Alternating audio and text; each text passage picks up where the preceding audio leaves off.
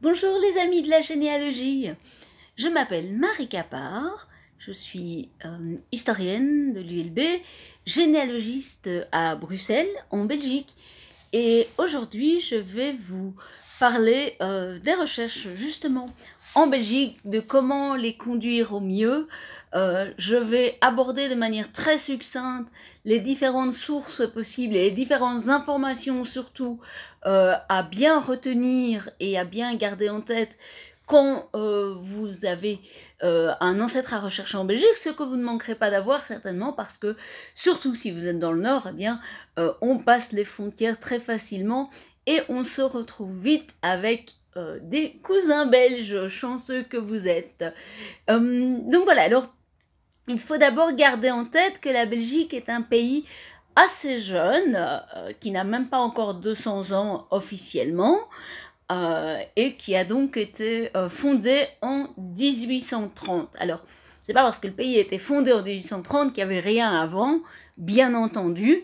Il y avait un territoire qui était successivement territoire de Bourgogne, la Belgique était en Bourgogne, tout à fait, et puis qui a été longtemps espagnol, et puis autrichien, et puis français. Les Français nous ont amené l'état civil, donc voilà, on peut les remercier de ça, et puis hollandais, et puis indépendant.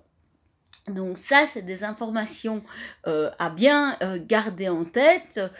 Si vous voulez garder une ligne du temps, eh bien vous pensez à la période française. Alors en Belgique, la période française, c'est 1792-1815. Et puis la création du pays même en 1830.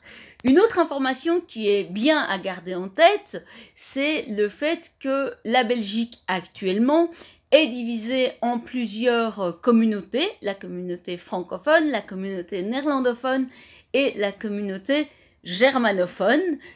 Depuis une centaine d'années, la communauté germanophone, à la suite de la Première Guerre mondiale, et que donc vous allez pouvoir, selon les périodes et les lieux, tomber sur des actes et des archives dans une de ces langues, plus le latin qui était évidemment usité par l'Église. Donc, quand vous tomberez sur des actes plus anciens, bien, vous allez tomber sur des actes en latin également.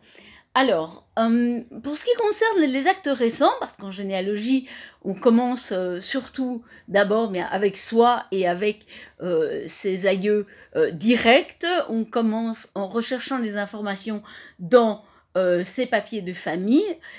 Pour les actes dont vous auriez besoin de façon directe, jusqu'il y a peu, la limite était de 100 ans, et en dessous de 100 ans, il fallait demander l'autorisation à un juge d'arrondissement.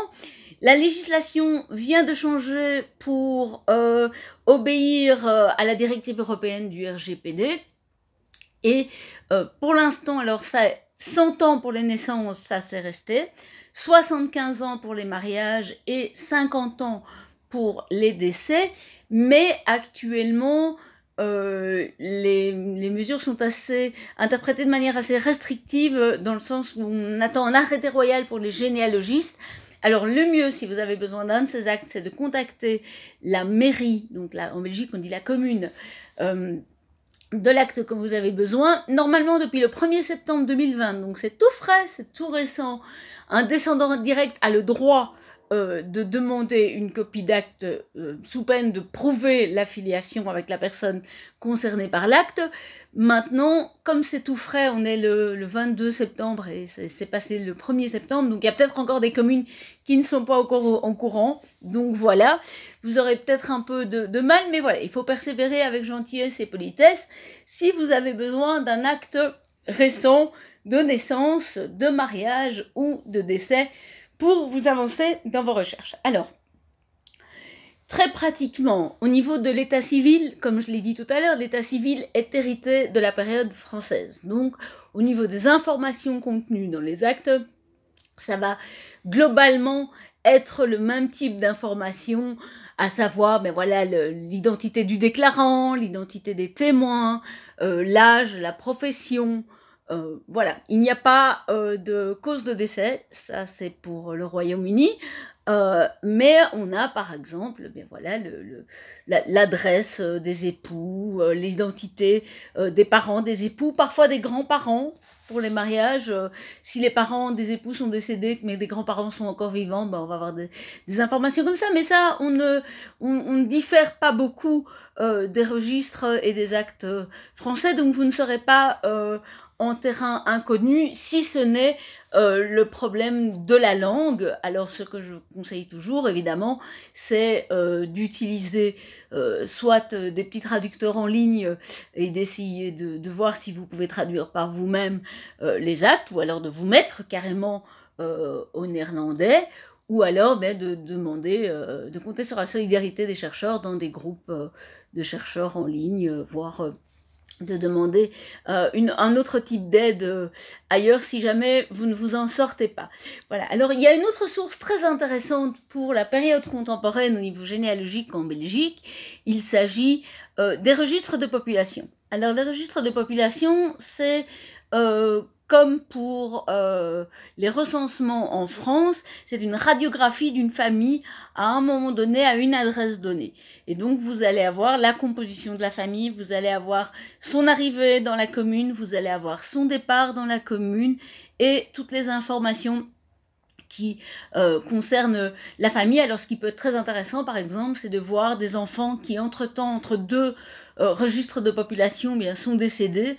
Du coup, ça vous donnera une fourchette de temps pour rechercher le décès dans les actes. Alors, certains registres de population sont numérisés via les communes ou via des centres d'archives ou via Family Search.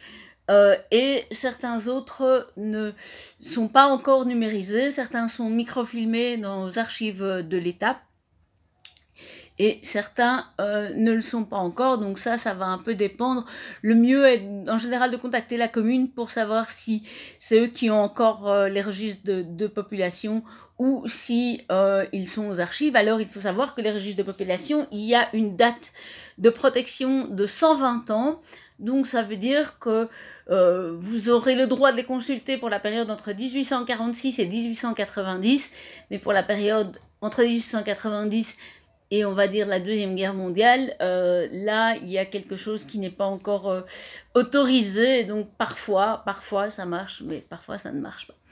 Au niveau des lieux où les archives sont conservées, donc on a les archives générales du Royaume et ces 20 satellites des archives d'État dans les provinces tout autour du pays, donc dans tout le pays. Donc il faut aller sur arch.be pour un peu voir où se situent les dépôts dont on aura besoin. Il y a certaines archives, tant de l'état civil que des registres paroissiaux qui sont en ligne. Il y a aussi un moteur de recherche de personnes qui n'est loin d'être complet, mais qui est alimenté par des super bénévoles qui ont fait un super boulot. Il y a de plus en plus d'actes, mais évidemment, comme toute source indirecte, il faut toujours vérifier l'acte même pour voir s'il n'y a pas une erreur de transcription. C'est très important d'aller voir les actes même, de noter les noms, les dates et les lieux.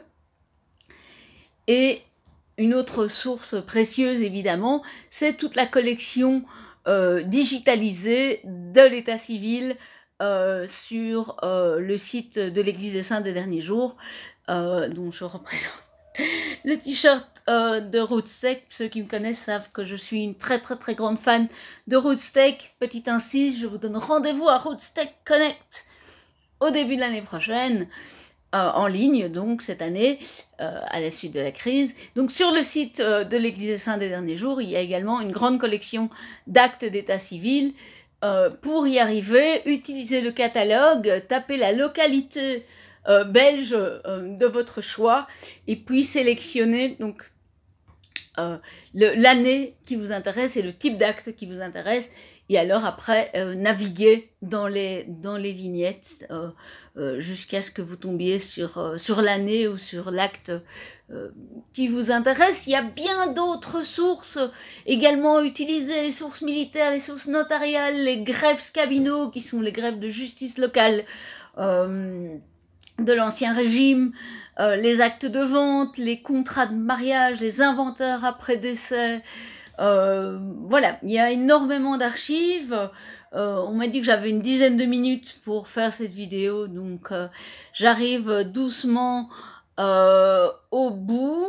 Mais n'ayez pas peur de faire des recherches en Belgique, ne soyez pas rebutés par la langue, ne soyez pas rebutés également par l'organisation différente des archives.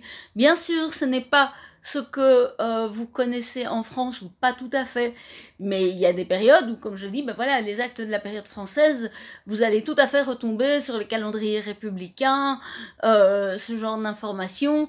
Les actes même vont vous parler, parce qu'il sera mis, voilà, l'an 10 de la République française, le 10 Vendémiaire de l'an 10 de la République française. Voilà, vous allez pouvoir vous en sortir comme ça.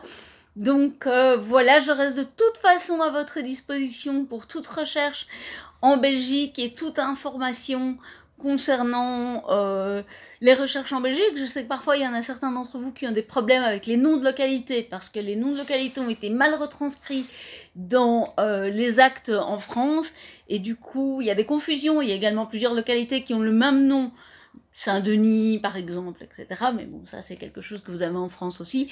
Et du coup, ben, il faut voir si c'est la bonne localité, s'il n'y a pas un autre village, un autre hameau qui porterait ce nom-là. Il faut toujours faire un travail de vérification, parce que n'oublions pas que dans les actes, parfois, eh bien, les gens ont pu également se tromper, soit de ce qu'ils pensaient connaître, soit de ce que l'officier d'état civil a cru entendre. Idem pour les patronymes. Attention, un patronyme à consonance flamande, ça va pas forcément dire que la famille est tout de suite de Flandre. Elle a peut-être transité par une ville, voilà, une ville francophone avant. Donc voilà, n'hésitez pas à poser vos questions, n'hésitez pas à poser vos commentaires. Je reste à votre disposition. Je vous souhaite un bon salon. Et je vous dis à bientôt en Belgique.